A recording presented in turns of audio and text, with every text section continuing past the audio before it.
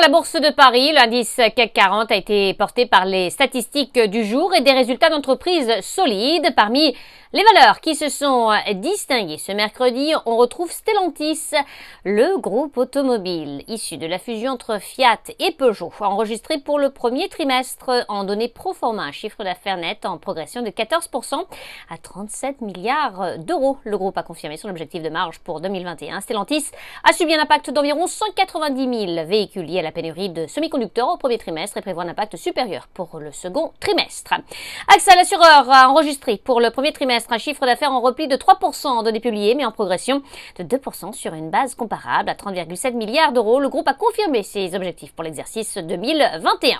Dans le reste de l'actualité, Veolia Environnement, le groupe de services aux collectivités, a publié pour le premier trimestre un résultat net courant part du groupe de 188 millions d'euros contre 121 millions un an auparavant. Le groupe a confirmé ses prévisions pour l'exercice 2021. Par ailleurs, Veolia a déclaré que le financement du rachat de Suez comprendrait une augmentation de capital comprise entre 2 et 2,5 milliards d'euros.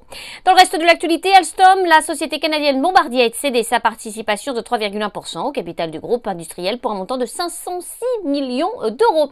Et puis CGG, le fournisseur de services et de produits géophysiques, a annoncé que sa filiale Sercel et Low Impact Seismic Source ont engagé des négociations exclusives pour l'acquisition de LISS par Sercel. Orpea, le spécialiste de la prise en charge de la dépendance, a fait de son côté état pour le premier trimestre d'une croissance de son chiffre d'affaires de 4,7%, un petit peu plus d'1 milliard d'euros. Le groupe a réitéré son objectif d'une croissance d'au moins 6% de son chiffre d'affaires en 2021. Enfin, Valneva, société de biotech, développant et commercialisant des vaccins innovants, a annoncé la fourchette de prix indicatif concernant son introduction en bourse aux États-Unis. Le prix de souscription des ADS en dollars et le prix correspondant par action ordinaire devrait se situer entre 10 € et 12 € par action ordinaire, correspondant approximativement à 24,04 $ et 28,85 $ par ADS. À New York, Sabrina Cagliozzi pour Trading Central. Je vous souhaite une très belle fin de journée à tous. À demain.